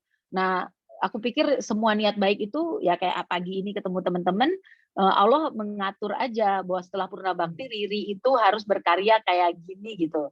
Nah, tapi yang perlu itu kan kita mikirin anak-anak ya, anak-anak. Tapi juga nggak perlu parno banget, beriman aja bahwa anak-anak juga punya rezekinya masing-masing gitu kan. Jadi sehingga nggak ketakutan kan banyak banget yang dengar habis purna bakti terus bangkrut dan lain-lain gitu. Itu karena satu lagi nih purna bakti ya. Jadi kesiapan punya bukan networking menurut aku ya ini nih kemanfaatan yang banyak buat orang lain itu perlu di saat kita kerja. Jadi jangan kerja aja hanya melakukan hal-hal untuk bos aja gitu. Sehingga waktu kita purna bakti kita masih punya banyak teman gitu. Aku sih beberapa waktu hari pertama purna bakti itu 2 minggu itu kan masih perpisahan ya, banyak yang kirim-kirim bunga, nangis-nangis, sedih berpisah karena agak mengejutkan. Aku kan ulang tahunnya 30 Juli. Terus tanggal 1 Agustus aku udah langsung serah terima. Kebayang nggak nyiapin teman-teman aku, biasanya nggak ada 1 bulan lah. Apalagi semua orang kalau di direksi itu kan berpikiran menyelesaikan tidak menjadi direktur itu harus RUPS. Nah, tapi alhamdulillah aku udah dikasih tahu sebelumnya. Jadi aku secara personal udah ready banget bahwa kalau aku nggak punya kerjasama bukan karyawan lagi di Telkomsel, otomatis aku bukan exchange people lagi di Infomedia. Nah, tapi waktunya cepet banget. Tanggal 30 aku ulang tahun dirayain semua orang. Tanggal 1 aku serah terima. Jadi rumah aku penuh bunga. 1 hari bunga-bunganya bunga selamat ulang tahun, hari kedua bunga-bunganya bunga-bunga kesedihan kematian gitu. Sedih berpisah dengan mami gitu kan. Nah, jadi aku nggak sempat merasakan, terus 2 minggu itu sibuk ngurusin ucapan selamat. Nah, dalam 2 minggu itu banyak banget yang datang yang nanyain, berarti kamu udah pensiun ya sekarang? Boleh bantuin aku ya? Berarti kamu udah pensiun ya? Boleh kerja di sini nggak? Gitu ya, alhamdulillah sih masih banyak yang care gitu ya, dan banyak yang menderita ngelihat aku semuda ini tuh udah pensiun gitu. Ya teman-teman Telkomsel juga thank you banget yang appreciate ya, pokoknya selalu berusaha menghibur aku bahwa mami masih strong gitu, walaupun di pinggang tetap sakit nih kalau lama Zoom. 56 tuh ya Kang Daniel ya, nggak bisa ditunda ya Kang, umur tuh nggak bisa ditunda ya Kang, walaupun lipstiknya tebel tetap aja sakit pinggang terus. Betul Bu, betul itu cocok ya. Kang Daniel bentar lagi nih tahun depan ya Kang. Kang, aku sekarang rajin ngaji loh, Kang. Alhamdulillah. Masya Alhamdulillah Bu, Allah. barokah Bu buat semuanya Bu. Tapi sebelumnya aku juga rajin, Kang. Aku mau ngasih tahu. Nah, iya. Nah, kayaknya Ya. lebih rajin lagi sekarang. Aku juga mau jawab tadi pensiun ya, teman-teman ya. Dulu aku juga punya tagline gitu. Jangan kita niru, sorry ya. Mama-mama kita yang pengajian setelah tua kan, ada pengajian. Tapi kan sekarang awareness-nya udah bagus ya. Anak muda juga udah punya pengajian-pengajian ya, walaupun banyak botramnya. Nah, jadi menurut aku ya memang selagi muda ini lakuinlah banyak hal gitu. Dan sesungguhnya itu hanya managing waktu sih. Manage waktu aja, bagi-bagi. Bayangin dulu aku bisa Jakarta-Bandung. Kebayang nggak sekarang cuma di rumah, terus abis maghrib ngapain coba biasanya di mobil kan? Jadi memang waktu. Jadi kembali ke tadi teman-teman masalah waktu ya. Cepet banget waktu bergerak dan hitungannya detik demi detik untuk persaingan kita satu dengan lain untuk antri di depan pintu yang kita harapkan. Keren. Insya Allah, Mami Riri ya. Nah, teman-teman, waktunya masih banyak nih, kita masih bisa tanya. Yang mau tanya langsung, mangga silakan open mic. Mumpung kesempatannya masih Iya banyak. dong, masih aku ada. senang ditanyain. Iya nih. Ayo, ada lagi yang mau nanya langsung, mangga. Milenial nih, harus banyak kegali nih apa yang bisa Iya kita dong, dapetin aku dari pengen Bu Riri. denger dong persepsi milenial dengan presentasi aku tadi, cocok nggak? Nah, ayo, siapa yang anak muda? Anak muda?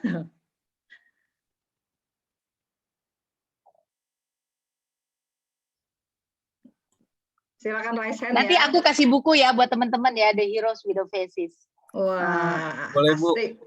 Mas Dedi, yes. Mas Dedi apa Karena kabar? baik Bu, karena milenialnya nggak ada saja lah, nggak apa-apa. Kan Mas Dedi milenial. Baik Bu Riri, terima kasih banyak. Sungguh sangat inspirasi banget Bu. Asli ini Bu. Waktu dulu kita di Bandung gitu ya, saya juga sempat training dan Ibu jadi trainernya gitu ya.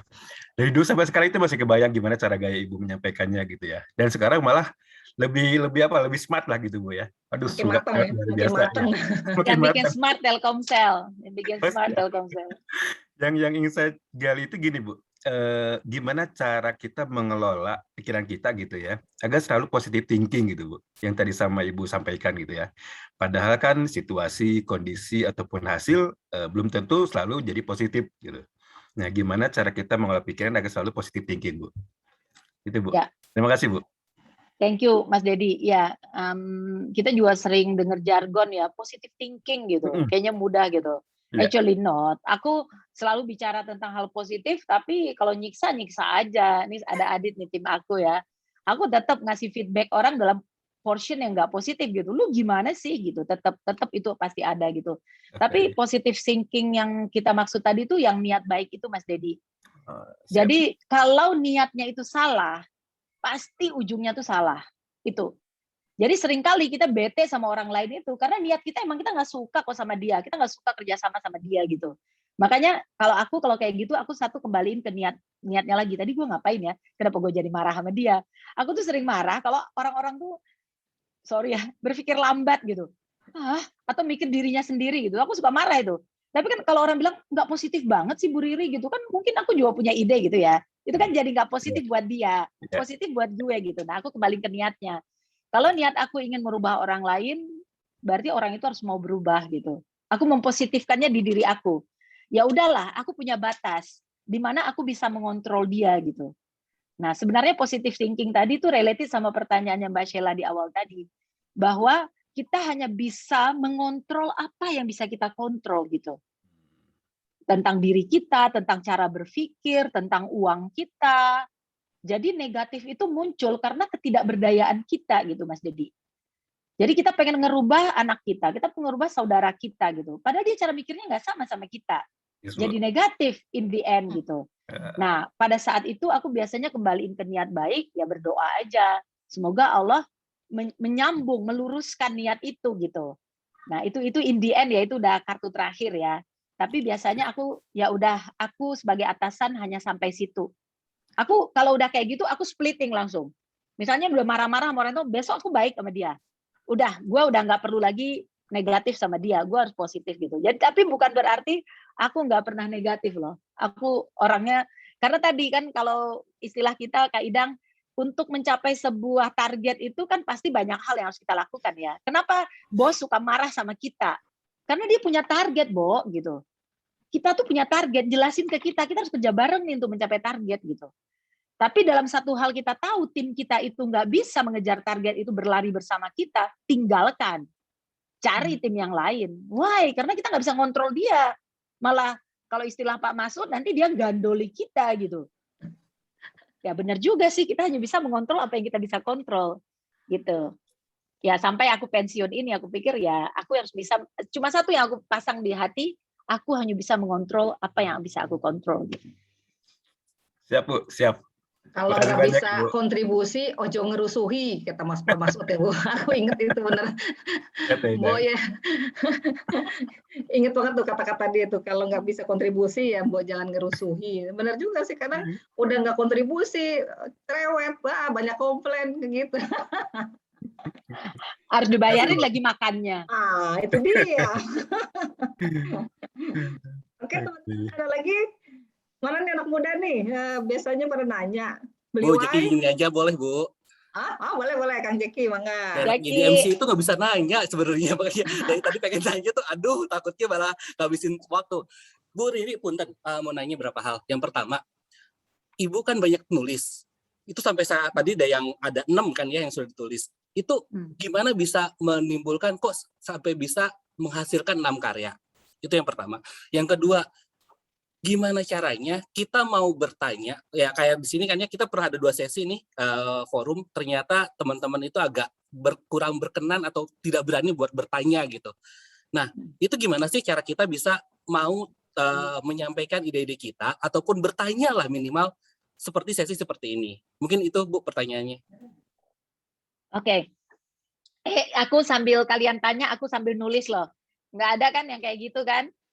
Jadi itu juga nggak tahu keburukan karena nggak digitalisasi atau gimana. Tapi make sure. Jadi yang pertama Mas Zaki nulis. Sebenarnya aku bukan penulis. Aku bukan penulis. Jadi Kutunggu Kau di Surga juga itu cuplikan-cuplikan pikiran. Jadi pecahan-pecahan pikiran. Misalnya tadi niat baik harusnya berakhir baik. Nah itu aku strong bold kan. Terus aku berpikir itu. Terus misalnya aku tulis gini, waktu itu nggak ada Sabtu Minggu. Ketika aku sebel gitu, orang selalu bilang dia perempuan Sabtu Minggu karena dia kerja Senin sampai Jumat terus Sabtu Minggu pulang naik kereta api PJKA gitu kan, pulang Sabtu Minggu. Aku bilang gila, gue nggak ada kayak gitu. Gue kan kerja 7 kali 24 jam dan dalam 7 kali 24 jam itu ada Telkomsel dan anak dan keluarga gue gitu. Nah akhirnya kegelisahan itu menjadi satu tulisan ya kayak tadi. Adaptif dan original idea. Ternyata menurut experience aku itu tuh penting gitu. Nah, tadi kembali ke manfaatan. Aku tuh orangnya nggak bisa kalau nggak sharing. Dulu juga aku diet impression gitu ya. Aku sharing-sharing gitu. Orang juga bingung, sangkain aku endorse impression gitu. Enggak, aku cuma pengen orang sehat, orang tahu cara-cara bisnisnya orang lain gitu. Jadi aku tuh suka sharing gitu Mas Zaki, itu aja. Nah, dan aku nggak punya waktu, tapi satu hari aku berpikir bener juga ya, ini kalau dijadiin buku kayaknya lucu. Nah kebetulan aku tuh kan senang foto, aku tuh sebenarnya senang art gitulah ya, tapi aku nggak bisa gambar. Nah itu tuh aku satu-satuin, terus aku minta teman susunin gitu, jadilah buku, itu satu. Jadi idenya pengen sharing gitu aja. Nah tapi yang hebatnya, yaitu tadi aku bilang, ketika Allah memberikan satu kebaikan dan kemudian menambahkan kebaikan-kebaikan berikutnya, itu terjadi di Kutunggu Kau di Surga. Di situ kan aku menulis tentang habis bis. Aku bilang gini, kalau kita punya harta, waktu lahir kan kita polos. Ini masalah create buku ya. Kita kan waktu lahir nggak bawa apa-apa. Berarti kalau kita mati, kita juga nggak boleh bawa apa-apa dong. Maka kita harus habisin semua. Punya apa? Ballpoint, kasih orang. Punya apa? Buku, kasih orang. Punya rumah, kasih orang. Supaya kalau mati nggak jadi pertikaian. Itu kan dalam persepsi kita lahir dan kita kembali ya. Atau ya kasih orangnya diwariskan gitu. Tapi ternyata itu setelah, jadi buku itu perjalanan cara berpikir. Setelah aku jalanin, ternyata benar juga. Nah belajar lagi dari Kang Daniel kan. Bahwa kalau kamu ngasih 1, Allah akan ngembalin kamu 7 gitu. Ternyata dalam perjalanan hidup aku, bener ya. Ternyata semakin banyak yang gue kasih. Hari ini nih, aku kemarin ngasih bunga 1 ke temen. besoknya aku dapat 3. Jadi aku ngasih baju 1 ke orang, besok ada yang ngadoin 3. Aku lama berpikir, bener ya Tuhan tuh ngasih tahu, kalau lu kasih 1, lu akan kembali 5. Berarti konsep habis-habis tadi salah gitu. Itu ya. Jadi ternyata kita tuh nggak perlu habis-habisan itu dalam pengertian lu nggak pulang, nggak punya apa-apa gitu. Nah, itu proses pembuatan sebuah karya, Mas Zaki. Proses cara berpikir kita dari pengalaman hidup kita yang akhirnya kita bergeser gitu. Jadi, nah akhirnya jadi buku. Contohnya buku itu disupport Benny juga bikin yang buku 2 ya. 2 buku tentang digital itu ketika waktu itu kita bingung customer service harus beradaptasi dengan iPhone yang terus berubah tiap hari. Sementara aku pikir-pikir kalau dikali-kaliin dulu sih kita senang aja propose ke Mas Sony untuk dapat duit gitu ya Idang ya. Tapi terus kita berpikir nggak mungkin dong setiap rilis iPhone kita minta budget untuk CS. Dan kebayang nggak? CS itu didatengin orang yang punya iPhone baru atau iPad baru, sementara CS kita belum pernah pegang gitu. Nah, akhirnya aku ya kerjasama lah gitu ya Ben, dengan Benny, Ben bantuin dong supaya bikin buku. Nah, akhirnya kita bikin buku sehingga kita cuma perlu uang untuk bikin buku hanya 0,1% dari kalau kita harus beli handphone gitu. Jadi kita bikin buku Juklak untuk anak-anak belajar bagaimana operating system waktu itu Mas Zaki. Itu buku yang 1. Buku dan labnya, jadi, Bu. Buku dan labnya. Buku dan labnya. Labnya itu namanya Customer Research CBRC. Customer Research. Jadi itu juga berpikirnya gini, masa sih Telkomsel ngomong customer centric tapi nggak punya lab customer centric gitu. Jadi aku pikir, aku sorry ya, tapi kalau udah pernah bakti boleh ngomong apa aja. Aku mikir gini, top manajemen ini ya cuma ngomong-ngomong primbon aja gitu. Actually di bawahnya itu tuh nggak bisa ngapa-ngapain dengan konsep-konsep itu gitu. Nah akhirnya aku bikin CBRC itu ya, Customer Broadband Research Center. Karena kita nggak punya research center waktu itu. Gimana CS bisa pinter kalau nggak ada ahlinya? Kan di awal-awal belum ada PCM, belum ada produk gitu ya. Yang ada cuma iPhone baru gitu. Nah akhirnya jadi buku itu, dan buku itu 2 seri yang kemudian broadband menginspirasi itu setelah naik kelas dari itu. Nah yang terakhir yang The Heroes Without Faces juga itu kegelisahan ketika Infomedia mau dibubarin. Sedang bagus-bagusnya Infomedia mau dibubarin. Kenapa dibubarin? Karena Infomedia itu katanya bukan bisnis yang menunjang Telkom Group gitu. Kata konsultan gitu. Aku bingung loh. Setiap hari aku kerja digital gitu. Jadi aku keluarkanlah buku itu. Tapi untuk ini buat di sini aja ya, walaupun ada rekaman nggak apa-apa deh. Jadi aku bundling cerita itu dengan wajah aku di depannya. Tapi sebenarnya aku ingin mengatakan pada dunia, Infomedia itu perusahaan digital, Bo, gitu. Dan sangat mensupport nama baiknya Telkom Group karena di situ ada BCA, di situ ada CMB Niaga, ada BNI, ada itu, dan mereka melihat Infomedia itu sebagai Telkom Group gitu. Tapi kita nggak bisa ngomong kan kalau di perusahaan besar gitu. Jadi aku bikin buku itu, aku bikin sesederhana mungkin untuk semua orang sadar bahwa Infomedia itu, dan tapi alhamdulillah sih usaha-usaha lain juga kita lakukan, dan akhirnya Infomedia tetap diaku sebagai salah satu anak perusahaan yang luar biasa saat ini gitu. Jadi buku itu sebenarnya dibuat di awal pandemi. Jadi judulnya The Heroes Without Faces itu hanya sebenarnya cover bahwa aku bercerita bahwa anak-anakku berjuang kayak dokter gitu. Setiap hari harus ke kantor, akhirnya terpapar, ada yang meninggal. Ceritanya itu. Tapi kalau dibaca lebih dalam, nanti aku bagi ke teman-teman yang pengen, di dalam itu aku bercerita bagaimana sebuah kontak center itu bisa mengendalikan sebuah bisnis. That's why dia berbicara tentang growing together with the client. Jadi teman-teman bayangin lah, kalau seandainya Telkomsel nggak punya kontak center end-to-end kayak sekarang gitu. Kebayang nggak gimana rasanya? Bahkan hari ini B2B AM virtual juga udah kita ciptakan tuh di Infomedia. Jadi teman-teman gini aja, punya budget kasih Infomedia, jadi Bu Nani agak santai gitu. Jadi itu inspirasi buku. Tapi yang kedua ya tadi ya, bagaimana sih kenapa kita takut bertanya? Aku juga sering, aku sebenarnya tipenya bukan yang suka bertanya. Aku kalau ada seminar juga jarang bertanya gitu. Karena aku ngerasa kok orang tuh lebih pintar dari aku sih, orang itu lebih pintar dari aku. Sebenarnya itu salah gitu ya. karena tadi capability dan capacity kita itu kita nggak fix di dalam pertanyaan itu gitu Mas. Jadi kita nggak yakin nih kalau gua tanya nanti malu nggak ya disangkain gue bodoh gitu. Sebenarnya itu salah banget ya. Itu meninggalkan proses learn. Jadi tanya aja, Bu Riri, kok Bu Riri bisa ngomong kayak gitu? Ya menurut saya tuh nggak pantas tuh kayak gitu. Boleh aja. Kan nanya nggak apa-apa, yang susah kan yang jawab. Nah, sebenarnya keberanian bertanya itu indah gitu teman-teman ya. Dengan Anda berani bertanya, sebenarnya Anda sedang latihan. Kan kalau bertanya di forum yang kayak gini, teman-teman latihan public speaking tadi kata Hana ya. Jadi kalau menurut aku, manfaatin tempat-tempat kayak gini untuk kita latihan menyampaikan ide, membantah orang, karena nggak ada hukumannya. Nanti di external situation kita jadi lebih smooth gitu. Jadi jangan nggak bertanya ya. Pastilah, nyarinya gini aja, ada kegelisahan gua dengan statement ibu itu. Contoh, nanya aja, Bu Riri kenapa sih kadang-kadang ngomong aku, kadang-kadang ngomong gua, kenapa ngomong saya gitu. Itu kegelisahan kita kan, kenapa sih ibu ini aneh banget. Ya tanya aja, yang harus jawab kan yang nanya, yang ditanya. Gitu Zaki. Jadi kita harus memupuk kegelisahan gitu. Siap, makasih Bu. Malu bertanya saat di jalan ya supaya nggak tersesat, ayo bertanya. Ya kalau tersesatnya ke surga nggak apa-apa. Surga nggak tersesat lah, itu tujuan Oh akhir. gitu ya. Cie, gile, gue susah nih kalau mau ustazah. Ayo dong teman-teman yang muda, aku pengen tanya, aku pengen denger. Izin nanya Bu Riri. Oke, dengan senang Anak hati muda nih. Aulia. Ini tetangga saya Bu Riri anak muda. Wah, anak Bogor harusnya. Gue curiga dulu kan wajah nggak menentukan. Aulia nicknya berapa? 88 Bu. Oh 88. Oke. Itu termasuk tua loh.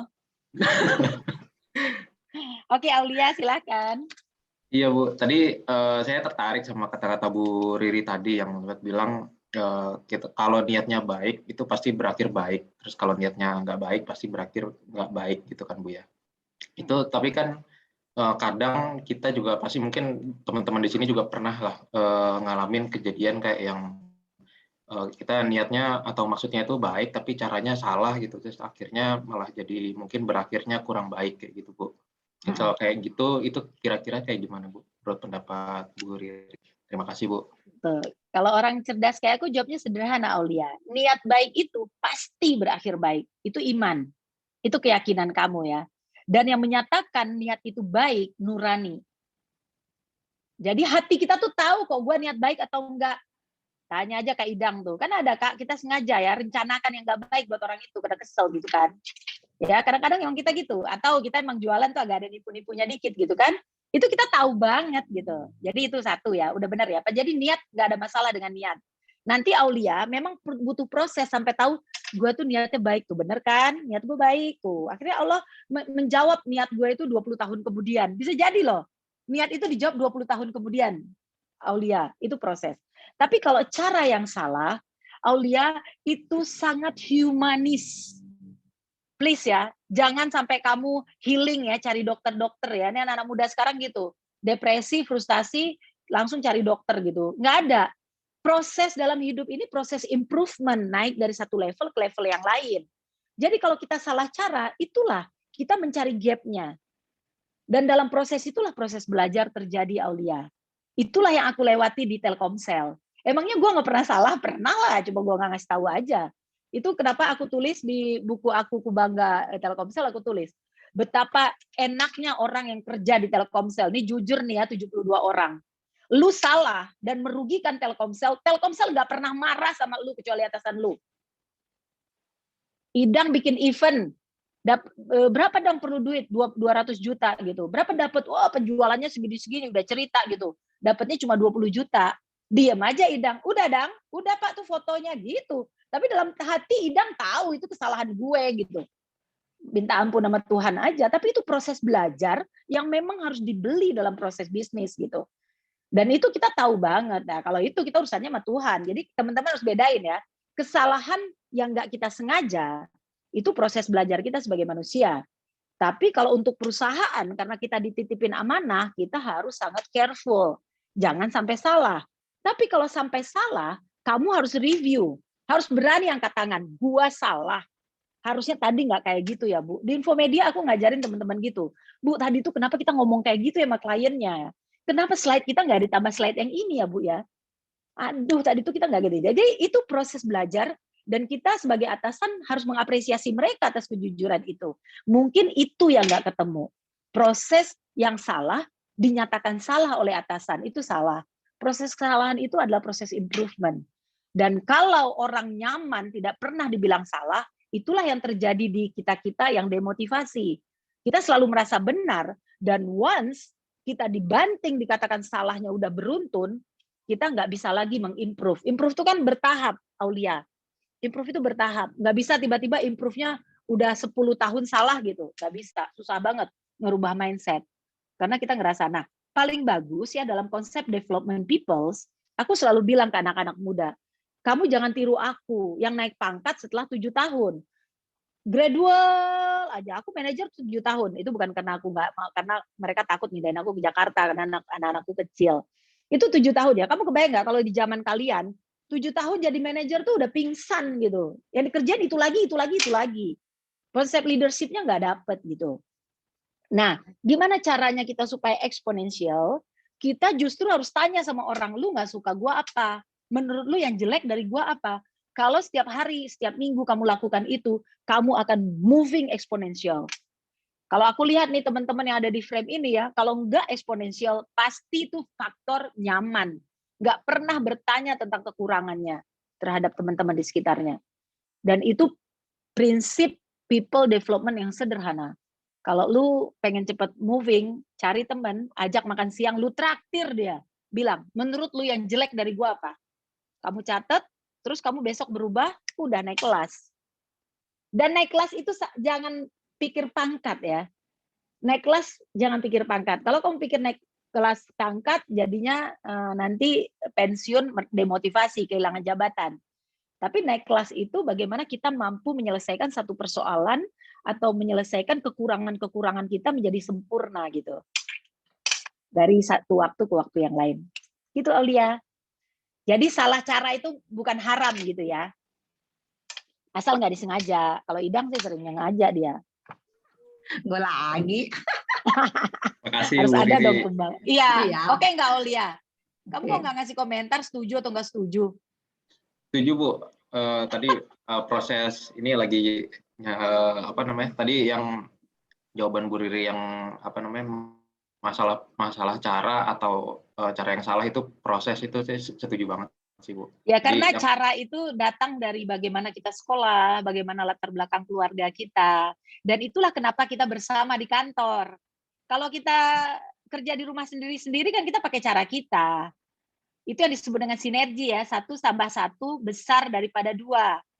Kalau lu pengen kerja bagaimana cara lu pikir aja di rumah aja lu, nggak usah kerja di Telkomsel gitu, bikin aja perusahaan sendiri.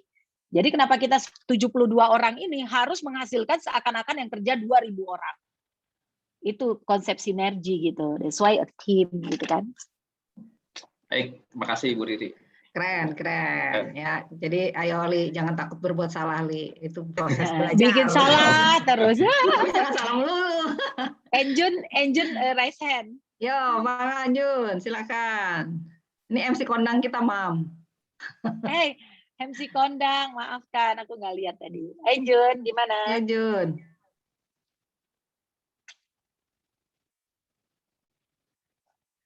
Jun, belum masih mute sayang. Pantes Salam cantik kenal banget Bu Riri, Jun. saya Enjun. Hai Jun. Salam Bu kenal Riri, juga. saya mau tanya tentang cara menyikapi Bu Riri ya, sewaktu masih di Infomedia. Tentang feedback pelanggan itu kan ada dua, ada yang positif, ada yang negatif.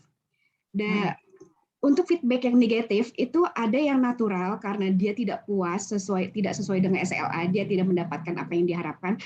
Ada negatif feedback yang tidak natural. Memang dia niat menjatuhkan sebuah produk, sebuah perusahaan itu sendiri. Nah, bagaimana cara menyikapi negatif feedback? Kan saat ini sangat banyak ya negatif feedback yang memang dia ingin menjatuhkan dan akhirnya viral. Itu bagaimana, Bu Riri? Oke. Terima kasih, Bu Riri. Itu balik tadi pertanyaannya siapa ya. Jadi yang pertama, teman-teman, apapun yang disampaikan orang kepada kita, itu sah-sah saja gitu ya. Jadi kalau artis gitu ya netizen, lu orang top ya ada haters gitu, ya kan? Wajar lah, namanya juga pebisnis kondang, Telkomsel gitu kan, itu harus diterima, bahwa itu pasti. Nah kalau tentang feedback pelanggan itu kita punya ilmunya kan, nah itulah gunanya ilmu, kata Kang Daniel, ilmu yang bermanfaat. Di dalam feedback pelanggan itu kita punya namanya social media listening. Jadi kita bisa lihat orang itu wajar nggak memberikan feedback itu. Jadi kalau social media listening mengatakan, social media listening secara sistem mengatakan positioning negatif pen kita saat ini adalah A, dan orang yang kita maksud tadi menjatuhkan itu mengatakan B, berarti kita tahu bahwa orang ini tuh bukan perception customer yang sebenarnya gitu ya. Itu kita cukup memahami aja. Tapi kita nggak bisa mengontrol dia, Enjun. Kita nggak bisa mengontrol dia. Yang bisa kita kontrol apa? Diri kita sendiri. Kalau di sini kita ngomongnya Telkomsel. Apa yang harus dilakukan Telkomsel? Kita bisa membuat positif, istilahnya apa, Dit? Positive tone. Jadi di dalam konsep social media perception itu ada positive tone dan negative tone. Jadi orang tadi kalau dia cuma satu, negatif itu dia nggak berarti. Karena perception yang diterima orang itu kan berjuta ya melihat Telkomsel. Kalau dia cuma 2, 5, 10. Tapi kalau memang dia melakukan itu secara masif dengan strategi bisnis campaign yang luar biasa, maka tone itu akan menjadi dominan. Maka kita kalau di Infomedia ya, kita membuatkan campaign buat Telkomsel untuk mengangkat positive tone, mengalahkan negatif tone. Kebayang? Kalau negatif tone-nya 10.000, kita keluarin 100.000 untuk mengatakan Telkomsel keren. Itu nggak benar. Itu yang terjadi saat ini. Jadi artinya yang bisa kita lakukan hanya yang kita kontrol. Orang itu nggak bisa, jadi salah banget ya kalau misalnya kita telepon orangnya, kamu jangan lakukan itu dong, gitu. Itu salah banget. Itu dalam konsep customer centric nggak ada kayak gitu. Ngapain juga kita ngurusin orang yang sebenarnya nggak ada urusan sama kita gitu. Biarin aja dia capek sendiri gitu, dia ngabisin uang dia sendiri untuk membuat negatif tone. Yang perlu misalnya image pribadi kita kalau kayak artis gitu ya, dia membangun positif tone dia lebih kenceng gitu. Jadi kayak Ayu Ting Ting gitu kan Jun, itu sebenarnya dia nggak perlu, kalau dia memang perlu followers ya silakan. Tapi kalau dia merasa gue nggak gitu kok, ya udah diem aja. Kalau lihat Raffi Nagita tuh, jadi pengamat YouTube deh. Nah, dia melakukan campaign di saat dia butuh aja dia keluar gitu. Di saat dia butuh dia lawan. Tapi kalau enggak ya udah enggak, ngabisin budget soalnya gitu. Jadi gitu ya kalau di konsep layanan, prinsip dasarnya tadi kita hanya bisa ngontrol apa yang bisa kita kontrol, termasuk perusahaan. Makanya aku selalu komplain dulu kalau direksi satu cerita di lapangan aja tuh berisik gitu. Jadi direksi suka marah, Riri ayo gitu. Udahlah, orang lain juga nggak tahu kok. Cuma kita aja yang kepanasan jenggot gitu. Caranya ngelihatnya gimana? Dilihat di IPK, di kontak center. Kalau itu nggak menjadi isu utama, 1-2 isu itu kita lupain aja. Nanti 3 hari juga hilang.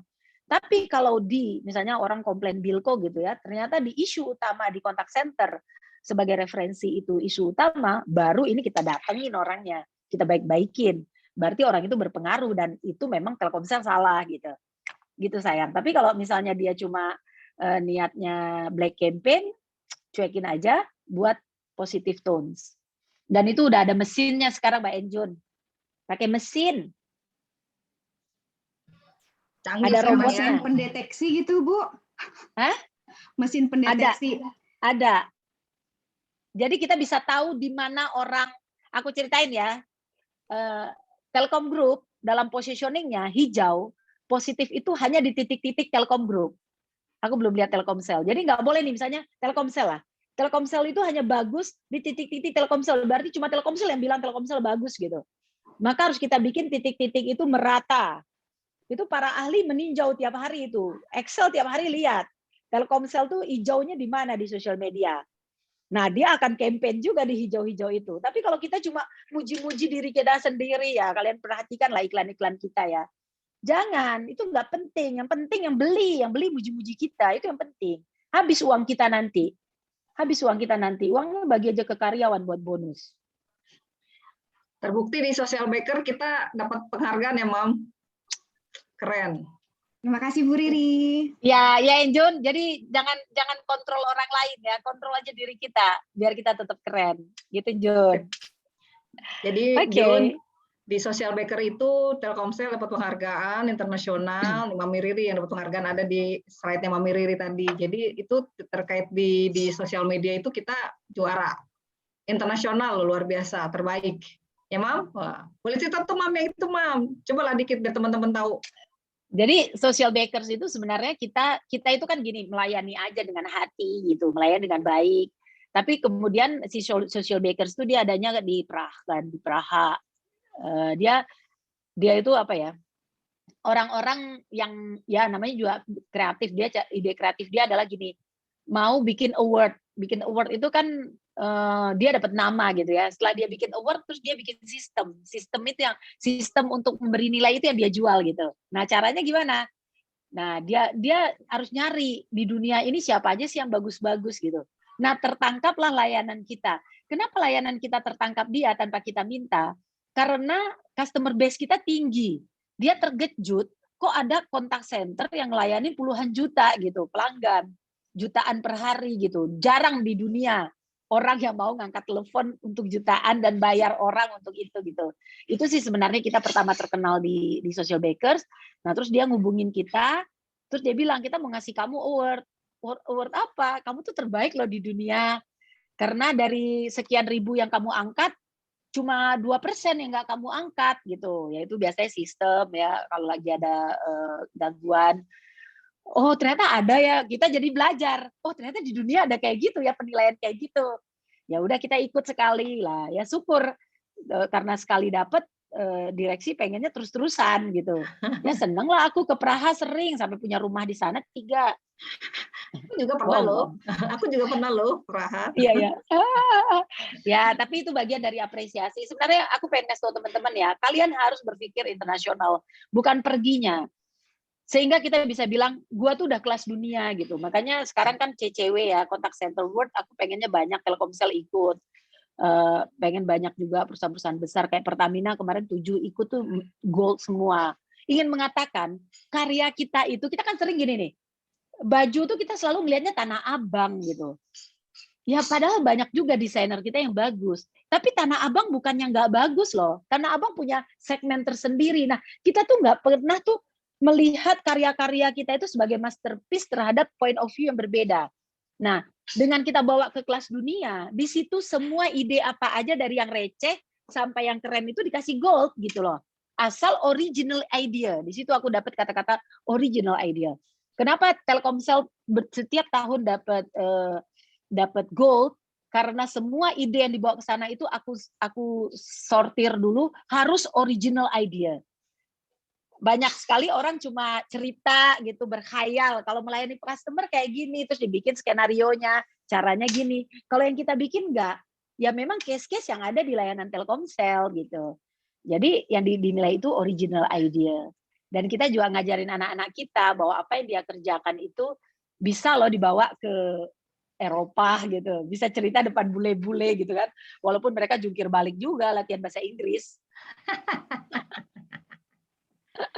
Oke, sip. Thank you banget, Mami Riri. Kayaknya, aduh, keren deh ya, teman-teman ya. Masya Allah ya, lu banyak banget insight-insight yang kita bisa dapat, banyak hal-hal yang kita bisa pelajari dari seorang Ibu Riri yang luar biasa, yang kontribusinya luar biasa kepada perusahaan kita Telkomsel.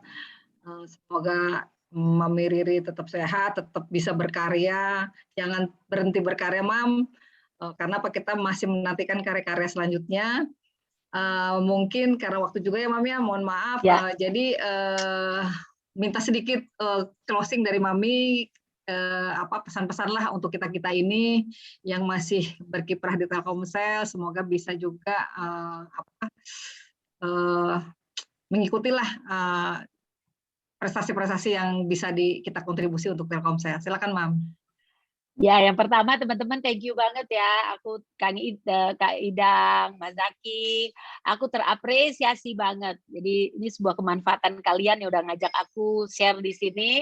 Dan mudah-mudahan jadi ilmu yang bermanfaat. Sorry ya ngomongnya sembarang gitu ya supaya hangat aja sih. Kan kalau di forum-forum resmi nggak boleh ngomong lu gue. Nah, itu satu, terima kasih banget. Terus yang kedua, aku pengen semua orang nih pengen meleleh. Aku pengen semua orang Telkomsel bangga dengan Telkomsel. Itu sih. Sampai kapanpun aku akan campaign itu gitu ya. Even nih aku diundang Excel juga gitu ya. Aku tetap bangga sama Telkomsel. Jadi maksudnya darahku nggak usah dipertanyakan. Dan aku pengen semua orang Telkomsel merasa kayak gitu. Ya kalau kalian nggak bisa ngerasa kayak gitu, kalian ingatlah bahwa anak istri kita makan dari Telkomsel. Itu yang paling basic gitu ya. Kita besar, bahkan aku keluar negeri itu karena Telkomsel. Bahkan terakhir Satya Lencana yang aku terima itu aku diusulkan oleh Telkomsel. Walaupun yang dibahas akhirnya adalah karya aku di Infomedia, tapi Telkomsel yang ngurus aku. Dan ketika aku di Infomedia, aku secara berkala dicek oleh teman-teman Telkomsel. Jadi kalau kalian kekurangan lah, kadang-kadang teman-teman suka cerita tentang HCM Telkomsel dan lain-lain, itu hanya riak-riak menurut aku. Jangan diteruskan cara berpikir kayak gitu. Karena itu hanya akan bikin kita demotivasi, bikin kita kecil, sementara perperangannya bukan di dalam Telkomsel, perperangannya collaboration dan konsultatif tadi. Perperangannya di luar Telkomsel, ya. Dan kenapa kalian harus ikut perang? Karena itulah sejarah hidup yang akan kalian buat gitu. Pertanggungjawaban yang akan kalian ceritakan di depan malaikat. So, nggak ada waktu untuk berpikir negatif, nggak ada waktu untuk berleha-leha atau wasting time gitu ya. Karena waktu tuh nggak ada nunggu gitu, hitungannya detik dan oksigen ini harus dipertanggungjawabkan. Nah, yang terakhir aku gitu, adaptif. Nggak ada lagi. Pandemi mengatakan, mengajarkan, sebenarnya pandemi ini nggak ada apa-apanya. Pandemi ini hanya sebuah colekan Allah untuk mengatakan please adaptif. Kita kan ketika banjir terjadi di Bali, kita di Jakarta nggak ngerasain. Sekarang kita ngerasainnya bareng-bareng saat dunia gitu. Oh ternyata kita harus menyesuaikan diri. Dan nggak ada yang perlu kita pikirkan tentang kebesaran Allah gitu. Apa yang mau kita diskusikan gitu. Nggak ada tentang orang mati, tentang siapa yang obat, enggak. Itu kita hanya dicek. Lu pakai capability lu seperti apa setiap saat. Itu aja. Jangan sibuk dengan keluarganya sendiri, jangan sibuk dengan kekayaan sendiri. Ya sibuklah dengan orang sekitar, itu aja colekannya. Kalau kita apa sih makan 3 kali sehari, benar nggak? Udah bosen juga kan GoFood ya. Tapi what you do for others gitu. Others tuh banyak banget teman kalian di sebelah, tetangga, whatever. Nah, jadi aku pengen adaptif dan dalam adaptif itu keluarkanlah original idea. Itu gue loh. Mungkin aku kelihatan sombong bilang itu ide gue. Itu aku membesarkan hati untuk meyakinkan malaikat bahwa nanti tolong catat ya itu ide gue tuh bahwa gue hidup nggak sia-sia gitu. Jadi teman-teman, aku berharap di Telkomsel tuh kalian udah nggak mikir apa-apa, makan udah cukup. Please berkarya. Ya bangun pagi. Hari ini gue mau ngapain ya? Siapa nih mangsa gue hari ini untuk gue aku untuk berkarya gitu ya, cari mangsa nih kayak gue nih cari mangsa sama kalian supaya bisa berkarya bermanfaat dan aku doain Telkomsel tetap keren selamanya. Sip. Keren banget dah, aduh seneng ya teman-teman ya, mudah-mudahan banyak manfaatnya untuk kita semua. Juga... Pokoknya kalau lagi butek telepon gue ya. Pasti. Amin. Oke, Mami Riri, terima kasih banyak atas paparan yang luar biasa. Aduh, keren banget. Mudah-mudahan teman-teman bisa banyak mengambil hikmahnya nih, Mami ya. Mami Riri sehat-sehat. Ya, makasih. Jangan kapok, kita undang lagi. Mudah-mudahan. Ini aku lagi capture ya. Aku capture semua ucapannya. Thank you banget. Thank you ya, thank you banget sekali lagi. Mudah-mudahan Mami Riri selalu sehat, selalu dalam lindungan Allah Subhanahu Wa Taala dan terus berkarya. Foto dong foto. Foto dong Zaki. Ini penting untuk buku aku berikutnya. Untuk buku aku berikutnya, covernya Zaki. Saya sampai nggak bisa nafas, alhamdulillah bisa nafas dari tadi. Aduh, padahal udah disediain makanan di samping, saya nggak berani makan. Luar biasa banget hari ini, teman-teman. Tolong dong wajah-wajah cantiknya, wajah-wajah gantengnya muncul dulu yuk. Ini hari yang luar biasa. Tadi saya salah kostum. Kalau Teh Idang tadi pakai lipstick, saya nggak mungkin pakai lipstick. Ya karena tapi ya setidaknya saya mesti punya blazer yang ini juga dikasih Pak GPU. Tapi sekali lagi yuk kita take picture dulu yuk. Silahkan minta tolong diaktifkan kameranya, screen-nya. Oke, mohon ditampilkan. Oke, layar pertama pose terbaik kita. Silahkan. Yuk. Ada 3 screen, kita mulai dari screen pertama. 1, 2, 3. Oke, mohon izin kita lanjut ke screen kedua. Siap-siap untuk screen kedua. Screen kedua. Oke, sudah nyala semuanya. 1, 2, 3. Oke, dan selanjutnya screen terakhir. Mohon izin sebentar bersabar. Oke, 1, 2, dan 3. Oke, teman-teman, hari yang luar biasa banget hari ini, keren banget. Wow, benar-benar saya sampai lupa nafas. Untung aja masih bisa hidup gitu kan. Oke. Banyak banget insight. Saya pengen nulis tapi nggak bisa nulis. Untung direkam. Jadinya, wah kita bisa dengerin lagi nih besok-besok di ketika butuh motivasi yang luar biasa. Nah, sebagai ucapan terima kasih, kita dari PCM ada Kayana mewakili teman-teman. Kayana, mohon bantuannya Kak. Terima kasih Mami Riri. Ya Allah luar biasa, Masya Allah. Seger dan langsung. Ingat kita ke Singapura ya Yan. Jadi dari dulu tuh 20 sekian tahun itu Mami Riri itu memang tidak berubah, konsisten, tetap yang terbaik gitu ya. Dan personally itu saya sangat bersyukur banget kenal dengan Mami Riri dan dapat banyak. Jadi kakak-kakak semua warga PCM gitu ya, kita hanya waktu 1,5 jam aja nih, tapi rasanya tuh udah dapat semuanya gitu ya. Jadi memang kebayang kalau kita tuh berteman dengan Mami Riri itu ya kita akan ketularan keceriaannya dan awet muda selalu gitu. Jadi permasalahan itu selalu dilihat dengan cara yang berbeda, sangat kreatif dan luar biasa. Pokoknya Mami Riri itu memang semua orang tuh mengakui bahwa Mami Riri itu luar biasa secara personal dan kontribusinya juga untuk Telkomsel.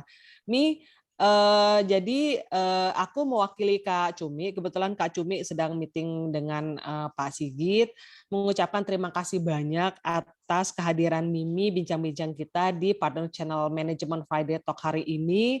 Sangat luar biasa sekali, rasanya nggak pengen berpisah, cuman memang kita atur seasonnya lah ya, ada season-season episode biar lebih penasaran gitu loh Mi.